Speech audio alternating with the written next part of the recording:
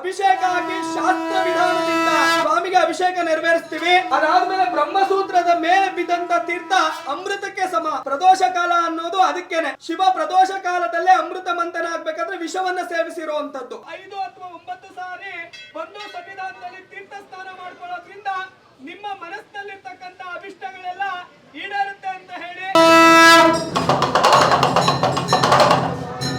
ನಾವು 7 ಅಮಾವಾಸ್ಯೆಗೆ ನಾವು ಬರ್ತಾ ಇದ್ದೀರಿ. ನಮಗೂ ಭಾಳ ಏನೋ ಸುಮಾರು ಒಂದು ಅಷ್ಟು ದುಡ್ಡು ದಿನನಿತ್ಯ ಒಂದು 20,000 50,000 ಲಕ್ಷ ವ್ಯವಹಾರ ಮಾಡೋದು. ಇತ್ತೀಚೆಗೆ ಸ್ವಲ್ಪ ಕಾಸಿನ ಒಡನಾಟನೇ ಕಮ್ಮಿ ಆಗ್ಬಿಟ್ಟಿತ್ತು, ಭಾಳ ಒತ್ತಡ ಇತ್ತು. ಇಲ್ಲಿ ಬಂದೋದ್ರೆ ನಮ್ಮ ಮನಸ್ಸು ಶುದ್ಧಿ ಆಗಿದೆ, ಸ್ವಲ್ಪ ನೆಮ್ಮದಿ ಇದೆ. ಅಷ್ಟೇ ಭಗವಂತ ನಮಗೆ ಕೈ ಹಿಡಿತಾ ಇದ್ದಾನೆ. 9 ವಾರ ರಾಹುಕಾಲ ದೀಪ ಹಚ್ಚಕ್ಕೆ ಕೇಳಿದ್ರು ಸೋಮವಾರ. ಅದು ಮುಗಿಯೋಷ್ಟರಲ್ಲೇ ನನ್ನ ಹಸ್ಬೆಂಡ್ಗೆ ಜಾಬ್ ಸಿಕ್ತು. ಆ್ಯಕ್ಚುಲಿ ನಾನು ಬಿಸ್ನೆಸ್ ಮಾಡ್ತಾ ಇದ್ದೀನಿ. ಸೊ ಬಿಸ್ನೆಸ್ಸಲ್ಲಿ ಸ್ವಲ್ಪ ಲಾಸ್ ಇತ್ತು ಸರ್, ನನಗೆ ಫೈನಾನ್ಷಿಯಲ್ ಪ್ರಾಬ್ಲಮ್ ಇತ್ತು. ಸೊ ಅದು ಕ್ಲಿಯರ್ ಆಗಿದೆ ಸರ್ ನನಗೆ. ವರ್ಡಲ್ಲಿ 2ನೇ ಕಾಮಾಖ್ಯ ದೇವಿ ಇಲ್ಲೇ ಇರುವಂತದ್ದು, ಬೇಕಾದ್ರೆ ನೀವು ಅದನ್ನ ನೋಡಬಹುದು. ಹಲೋ ಹಾಯ್ ನಮಸ್ಕಾರ, welcome to Masala Chai media. ನಾನು ನಿಮ್ಮ ನವೀನ್ ಮಾತಾಡ್ತಿರೋದು. ನಮ್ಮ ಹಿಂದೂ ಪುರಾಣದಲ್ಲಿ ಶಿವ ಒಲ್ದಷ್ಟು ಯಾವ ದೇವರು ಒಲಿಯಲ್ಲ ಅಂತ ಹೇಳ್ತಾರೆ. ಸೊ ಇವತ್ತು ನಾನೊಂದು ಬೆಂಗಳೂರಲ್ಲಿ ಅತಿ ಹಳೇದಾದ ಅಂದರೆ 8,000 ವರ್ಷ ಹಳೆ ಶಿವನ ದೇವಸ್ಥಾನಕ್ಕೆ ಬಂದಿದ್ದೀನಿ. ಇಲ್ಲಿ ಎಷ್ಟು ಹಳೇದೋ ಹಾಗೆ ಇಲ್ಲಿ ಶಿವನ ಶಕ್ತಿ ಕೂಡ ಅಷ್ಟೇ ಇದೆ. ಇಲ್ಲಿ ಬಂದಿರೋ ಭಕ್ತಾದಿಗಳದ್ದು ಎಲ್ಲ ಆಸೆ ಈಡೇರಿಕೆಗಳನ್ನು ಪೂರೈಸ್ತಾರೆ ಅಂತ ಹೇಳ್ಕೊಂಡು ಒಂದು ಮಾತಿದೆ. ನಾನು ತುಂಬ ವಿಡಿಯೋ ನೋಡೀನಿ ಸೋಷಿಯಲ್ ಮೀಡಿಯಾದಲ್ಲಿ.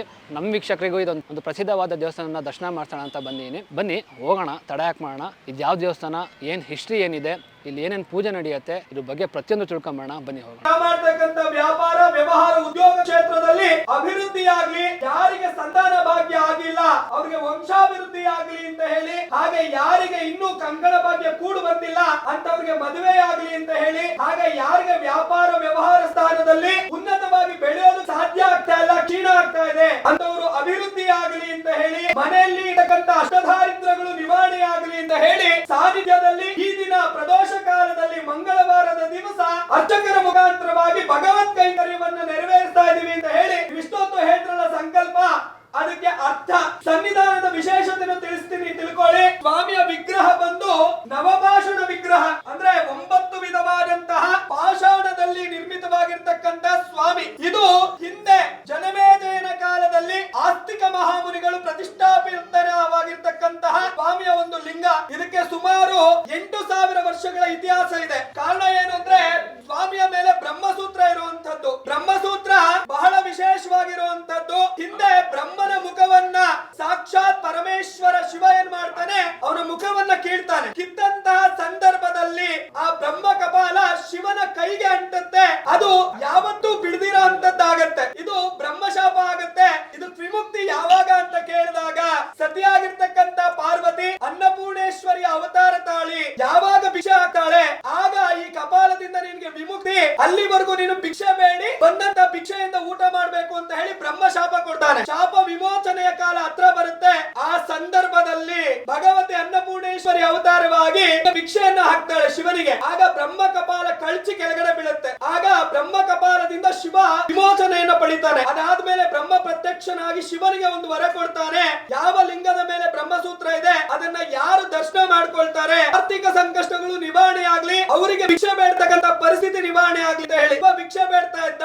ಬ್ರಹ್ಮನ ಶಾಪ ಯಾವಾಗ ವಿಮೋಚನೆ ಆಯ್ತು, ಅವಾಗ ಅವನಿಗೆ ಭಿಕ್ಷೆ ಎತ್ತತಕ್ಕಂಥ ಪರಿಸ್ಥಿತಿ ನಿವಾರಣೆ ಆಯ್ತು. ಅಂದಿನಿಂದ ಯಾವ ಲಿಂಗದ ಮೇಲೆ ಬ್ರಹ್ಮಸೂತ್ರ ಇದೆ ಆ ಲಿಂಗದ ದರ್ಶನ ಯಾರು ಮಾಡ್ತಾರೆ, ಅಥವಾ ಸ್ವಾಮಿ ಮೇಲೆ ಬಿದ್ದಂತ ತೀರ್ಥವನ್ನ ಕುಡಿತಾರೆ, ಅಥವಾ ತೀರ್ಥದಿಂದ ಸ್ನಾನ ಆಗ್ತಾರೆ, ಅವರಿಗೆ ಅಷ್ಟದಾರಿದ್ರ್ಯಗಳನ್ನ ಕಳೆಯುವಂತ ಅನುಗ್ರಹಗಳಾಗಲಿ ಅಂತ ಹೇಳಿ ಸಾಕ್ಷಾತ್ ಬ್ರಹ್ಮ ಶಿವನಿಗೆ ವರ ಕೊಡುವಂತದ್ದು. ಅದಕ್ಕೋಸ್ಕರವಾಗಿ ಇಲ್ಲಿ ಶಿವನ ಮೇಲೆ ಬ್ರಹ್ಮಸೂತ್ರ ಇರುವಂತದ್ದು. ಬ್ರಹ್ಮಸೂತ್ರ ಇರುವಂತ ಲಿಂಗಗಳು ತುಂಬಾ ಹಳೆಯದು, 8,000 ವರ್ಷಗಳ ಇತಿಹಾಸ ಇರುವಂತಹ ಸ್ವರ್ಣಲಿಂಗಗಳು.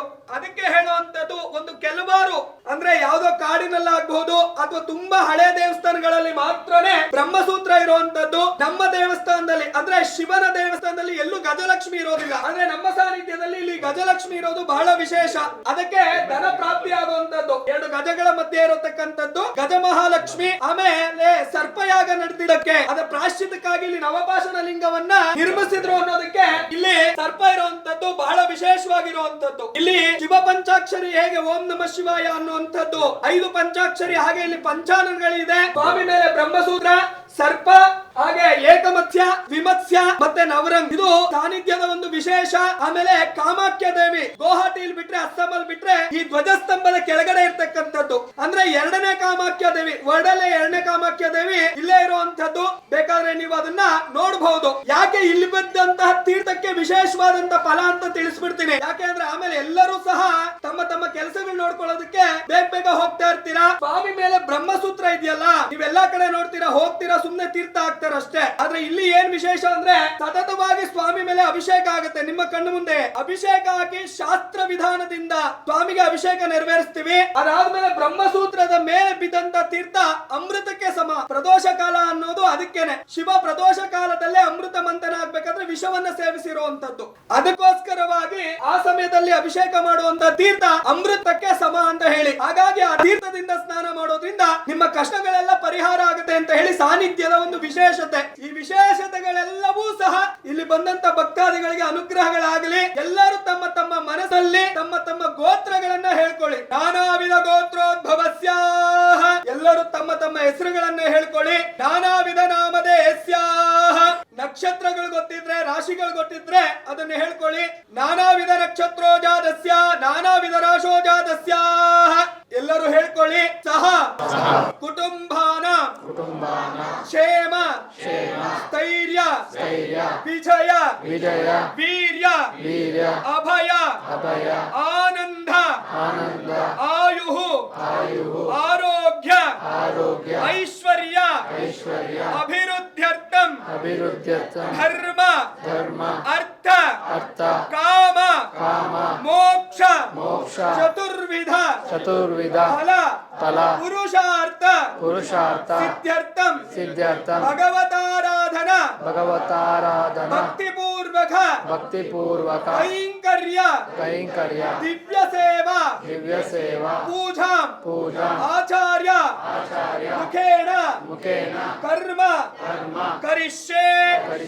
ಎಲ್ಲರೂ ಮನಸ್ಸಿನಲ್ಲಿ ನೋಡಿ ಓಂ ನಮಃ ಶಿವಾಯ ಅಂತ ಹೇಳಿ ಶಿವ ಪಂಚಾಕ್ಷರಿ ಮಂತ್ರವನ್ನ ಅಭಿಷೇಕ ಮುಗಿಯೋವರೆಗೂ ಹೇಳ್ಕೊಳ್ತಾರೆ.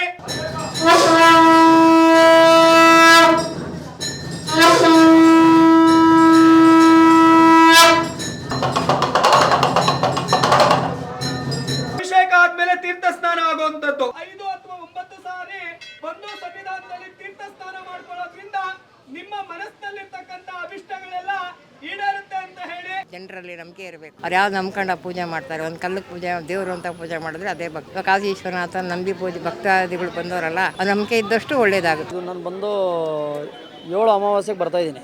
ನನಗೂ ಸುಮಾರು ನಮ್ಮದು ಬೆಟಾಲ್ ಸರ್ಕಲ್ ಜಾಲವಾಬಳಿ, ಚಿಕ್ಕ ಜಾಲವಾಬಳಿ ನಮ್ಮದು. ಇಲ್ಲಿ ದೇವಸ್ಥಾನ ಇರೋದು ಗೊತ್ತು, ಇದಿಷ್ಟು ವರ್ಷ ಇತಿಹಾಸ ಇದೆ ನಮ್ಗೆ ಗೊತ್ತಾಗಿಲ್ಲ. ಹಿಂಗೆ ನಮ್ಮ ಅಕ್ಕಪಕ್ಕ ಮನೆಯವರು ಹುಡುಗರು ಸ್ವಲ್ಪ ಫ್ರೆಂಡ್ಸ್ ಬಂದು ಹೋಗಿರೋದಕ್ಕೆ ನಮ್ಗೆ ಹೇಳಿದ್ರು. ಹೇಳಿದಾಗ ಏನು ಯಾವ ಥರ ಹೇಳಿದ್ರು ಅಂದರೆ, ಅಣ್ಣ ನನ್ನ ಹತ್ರ ಸ್ವಲ್ಪ ದುಡ್ಡಿಗೆ ಸ್ವಲ್ಪ ಕೊರತೆ ಇತ್ತು, ಮನೆಗೆ ಹಾಸ್ಪಿಟ್ಲ್ ಪೇಷಂಟ್ ಪ್ರಾಬ್ಲಮ್ ಇತ್ತು, ಇಲ್ಲಿ ಹೋಗಿ ನಾನು ಈ ಥರ ಮಾಡಿಸ್ಕೊಂಬಂದೆ ಅಂತ ಜನ ಹೇಳಿದ್ರು. ಹೇಳಿದಾಗ ನನಗೂ ಸ್ವಲ್ಪ ಆಶ್ಚರ್ಯ ಇತ್ತು, ನೋಡೋಕೆ ನಂಬಿಲ್ಲ ನಾನು. ಆಮೇಲೆ ನಾನು ಅವ್ರು ಹೇಳ್ದಂಗೆ ಕೇಳಿ ಮಾತು ಕೊಟ್ಟು ನಾನು ಬಂದೆ. ನನಗೂ ಇತ್ತೀಚೆಗೆ ಸ್ವಲ್ಪ ಬಿಸ್ನೆಸ್ ಲಾಸಾಗಿ ಒಂದು 20-30 ವರ್ಷ ಗಂಟೆ ಸ್ವಲ್ಪ ಹೊಡೆತ ಬಿದ್ದಿತ್ತು. ಈಶ್ವರ ಬೇರೆ ಪವಾಡ ಪುರುಷಾತ್ಮ. ನಾವು 7 ಅಮಾವಾಸ್ಯೆಗೆ ನಾವು ಬರ್ತಾಯಿದ್ದೀರಿ. ನಮಗೂ ಭಾಳ ಏನೋ ಸುಮಾರು ಒಂದು ಅಷ್ಟು ದುಡ್ಡು ದಿನನಿತ್ಯ ಒಂದು 20,000 50,000 ಲಕ್ಷ ವ್ಯವಹಾರ ಮಾಡೋದು. ಇತ್ತೀಚೆಗೆ ಸ್ವಲ್ಪ ಕಾಸಿನ ಒಡನಾಟನೇ ಕಮ್ಮಿ ಆಗಿಬಿಟ್ಟಿತ್ತು, ಭಾಳ ಒತ್ತಡ ಇತ್ತು. ಇಲ್ಲಿ ಬಂದೋದ್ರಿಂದ ಮನಸ್ಸು ಶುದ್ಧಿ ಆಗಿದೆ, ಸ್ವಲ್ಪ ನೆಮ್ಮದಿ ಇದೆ. ಅಷ್ಟೇ ಭಗವಂತ ನಮಗೆ ಕೈ ಹಿಡಿತಾ ಇದ್ದಾನೆ. ನನ್ನ ಮೈಂಡ್ ರಿಲೀಫ್ ಆಗುತ್ತೆ. ಮೆಂಟಲಿ ಏನೇ ಪ್ರಾಬ್ಲಮ್ ಇದ್ರೂ ಸ್ವಲ್ಪ ಇಲ್ಲಿ ಬಂದರೆ ರಿಲ್ಯಾಕ್ಸ್ ಅನಿಸುತ್ತೆ, ಅದಕ್ಕೋಸ್ಕರ ಬರ್ತೀನಿ. 3 months ಬ್ಯಾಕ್ ನಾವು ಇಲ್ಲಿ ಬಂದು ಸ್ವಾಮಿ ಹತ್ರ ನಾಡಿ ಜ್ಯೋತಿಷ್ಯ ಹೇಳ್ಕೊಂಡು ಹೋಗಿದ್ವಿ. ಆವಾಗ ಸ್ವಾಮಿ ನನ್ನ ಜಾಬ್ ಬಗ್ಗೆ ಕೇಳಿದ್ದಕ್ಕೆ 9 ವಾರ ರಾಹುಕಾಲ ದೀಪ ಹಚ್ಚಕ್ಕೆ ಕೇಳಿದ್ರು ಸೋಮವಾರ. ಅದು ಮುಗಿಯೋಷ್ಟ್ರಲ್ಲೇ ನನ್ನ ಹಸ್ಬೆಂಡ್ಗೆ ಜಾಬ್ ಸಿಕ್ತು. ಅವ್ರ ಅಮ್ಮ ತೀರೋದ್ಮೇಲೆ ಅವ್ರು 3 ವರ್ಷ ಮೇಲೆ ಆಯಿತು ಜಾಬ್ ಮಾಡಿ. ಅದು ಇವಾಗ ಸಿಕ್ತು, ಮಾಡ್ತಾ ಇದ್ದಾರೆ. 1 ತಿಂಗಳು ಸ್ಯಾಲ್ರಿ ತಗೊಂಡಿದ್ದಾರೆ. ಮನೆಯೆಲ್ಲ ಮನಃಶಾಂತಿ ಆಗಿದೆ. ನಮ್ಮ ಮನೆ ಸ್ವಲ್ಪ ಮನೆಯಾಗ ಸ್ವಲ್ಪ ಗದ್ದಲ ಇರ್ತಿತ್ತು ರೀ. ದೇವ್ರಿಗೆ ಬಂದ ಮೇಲೆ ನಾವು ಬೇಡಿಕೆ ಮೇಲೆ ನಮ್ಮ ಮನೆಯೆಲ್ಲ ಚೆನ್ನಾಗಿದೆ. ಆ್ಯಕ್ಚುಲಿ ನಾನು ಬಿಸ್ನೆಸ್ ಮಾಡ್ತಾ ಇದ್ದೀನಿ. ಸೊ ಬಿಸ್ನೆಸ್ಸಲ್ಲಿ ಸ್ವಲ್ಪ ಲಾಸ್ ಇತ್ತು ಸರ್, ನನಗೆ ಫೈನಾನ್ಷಿಯಲ್ ಪ್ರಾಬ್ಲಮ್ ಇತ್ತು. ಸೊ ಅದು ಕ್ಲಿಯರ್ ಆಗಿದೆ ಸರ್ ನನಗೆ. ಓಂ ಶ್ರೀ ಕಾಶಿ ವಿಶ್ವನಾಥಾಯ ನಮಃ. ಈ ಕ್ಷೇತ್ರ ಬಹಳ ಪುರಾತನವಾಗಿರ್ತಕ್ಕಂಥ ಕ್ಷೇತ್ರ. ಈ ಸಾನ್ನಿಧ್ಯದಲ್ಲಿ ನೆಲೆಸಿರುವಂಥವನು ಅಟ್ಟೂರು ಕಾಶಿ ವಿಶ್ವನಾಥ ಅಂತ ಹೇಳಿ. ಭಗವಂತನ ಮೇಲೆ ಬ್ರಹ್ಮ ಸೂತ್ರ ಇರುವಂತದ್ದು ಬಹಳ ವಿಶೇಷ. ಇಲ್ಲಿಗೆ ಬಂದಂತ ಭಕ್ತಾದಿಗಳಿಗೆ ತೀರ್ಥ ಸ್ನಾನ ಇರುತ್ತೆ. ತ್ರಯೋದಶಿ ಶುಕ್ಲ ಪಕ್ಷ, ತ್ರಯೋದಶಿ ಕೃಷ್ಣ ಪಕ್ಷದಲ್ಲಿ ತೀರ್ಥ ಸ್ನಾನ ಇರುತ್ತೆ. ಈ ತೀರ್ಥ ಸ್ನಾನ ನಮ್ಮ ದೇವಸ್ಥಾನದಲ್ಲಿ ಯಾಕೆ ಬಹಳ ವಿಶೇಷ ಅಂದ್ರೆ, ವಿಧಿಪೂರ್ವಕವಾಗಿ ಶಾಸ್ತ್ರೋಕ್ತವಾಗಿ ಏನಿದೆ ಆ ಪೂರ್ವಕ ವಿಧಾನದಿಂದ ಅಭಿಷೇಕಾದಿಗಳನ್ನ ಮಾಡಿ ಸ್ವಾಮಿಗೆ ಬಂದಂತ ಭಕ್ತಾದಿಗಳಿಗೆ ತೀರ್ಥ ಸ್ನಾನ ಮಾಡಿಸ್ತೀವಿ. ಅದಾದ್ಮೇಲೆ ಬ್ರಹ್ಮ ಸೂತ್ರ ಇರುವಂಥದ್ದು ಸ್ವಾಮಿ ಮೇಲೆ. ಬ್ರಹ್ಮಸೂತ್ರ ಬಹಳ ವಿಶೇಷವಾಗಿರುವಂಥದ್ದು. ಆಮೇಲೆ ಇಲ್ಲಿ ದೇವರು ಖಂಡಿತವಾಗ್ಲೂ ತಿರುಗಲ್ಲ. ಆಮೇಲೆ ದೇವರು ಯಾವುದೇ ಕಾರಣಕ್ಕೂ ಬರೆಯೋದಿಲ್ಲ. ಯಾಕೆಂದ್ರೆ ಪಂಚಭೂತಗಳಿಗೆ ಸಂಬಂಧ ಪಡದೇ ಇರೋಂಥವನು ಭಗವಂತ. ಹಾಗಾಗಿ ಸಾಮಾನ್ಯ ಜ್ಞಾನ ಆದ್ರೂ ನಮ್ಮಲ್ಲಿ ಇರಬೇಕು. ದೇವ್ರು ಬರೆಯುತ್ತೆ ಅಥವಾ ದೇವ್ರು ತಿರುಗತ್ತೆ, ಮನ್ಸಿನ ಕಷ್ಟಗಳನ್ನ ಭಗವಂತ ಬರಿತಾನೆ ಅನ್ನೋದು ಸುಳ್ಳು, ಭಗವಂತ ಪರಿಹಾರ ಮಾಡ್ತಾನೆ ಅನ್ನೋದು ಸತ್ಯ. ಸಾಮಾನ್ಯವಾಗಿ ಮನುಷ್ಯರಿಗೆ ಬಿಟ್ಟಿದ್ದು, ನೀವು ನಂಬಬೇಕು ಬಿಡಬೇಕು ಅಂತ ಹೇಳಿ ಎಲ್ಲೂ ದೇವ್ರು ಸುತ್ತಲ್ಲ, ದೇವ್ರು ಬರೆಯಲ್ಲ. ಇದೊಂದು ನಾನು ವಿಷಯ ನಿಮ್ಗೆ ತಿಳಿಸ್ಬೇಕಾಗಿತ್ತು. ಹಾಗೆ ಈ ಸಾನ್ನಿಧ್ಯಕ್ಕೆ ನೀವು ಬರಬೇಕು ಅಂದ್ರೆ ಅಟ್ಟೂರು ಅಂತ ಹೇಳಿ, ಇದು ಯಲಹಂಕದಲ್ಲಿ ಬರುವಂಥ ಕ್ಷೇತ್ರ. ಆಮೇಲೆ ಪ್ರತಿ ಮಂಗಳವಾರ, ಶುಕ್ರವಾರ, ಭಾನುವಾರ ನಾಡಿ ಜ್ಯೋತಿಷ್ಯ ಹೇಳ್ತೀವಿ. ನಾಡಿ ಜ್ಯೋತಿಷ್ಯ ಅಂದ್ರೆ ಸುಷುಮ್ನ ನಾಡಿ, ಹಾಗೆ ವಾತನಾಡಿ, ಪಿತ್ತನಾಡಿ, ಮತ್ತೆ ಮೇಷನಾಡಿ, ವೃಷಭ ನಾಡಿ. ಈ ನಾಡಿಯನ್ನು ನೋಡಿ ಹೇಳುವಂಥದ್ದು. ನಾಡಿ ಅಂದ್ರೆ ತಾಳೆಗರಿ ನೋಡಿ ಅಂತ ಹೇಳೋದಂತಲ್ಲ. ಇಲ್ಲಿ ನಾಡಿ ಜ್ಯೋತಿಷ್ಯಕ್ಕೆ ಬಹಳ ಇತಿಹಾಸ ಇರುವಂಥದ್ದು. ಮಂಗಳವಾರ, ಶುಕ್ರವಾರ, ಭಾನುವಾರ, ಸೋಮವಾರ, ಪ್ರದೋಷ ಕಾಲ, ಅಮಾವಾಸ್ಯೆ, ಪೌರ್ಣಮಿ ಈ ದಿನಗಳಲ್ಲಿ ಬೆಳಗ್ಗೆ 6ರಿಂದ ಮಧ್ಯಾಹ್ನ 2, ಸಂಜೆ 6ರಿಂದ ರಾತ್ರಿ 8ವರೆವರೆಗೂ ದೇವಸ್ಥಾನ ತೆರೆದಿರುತ್ತೆ.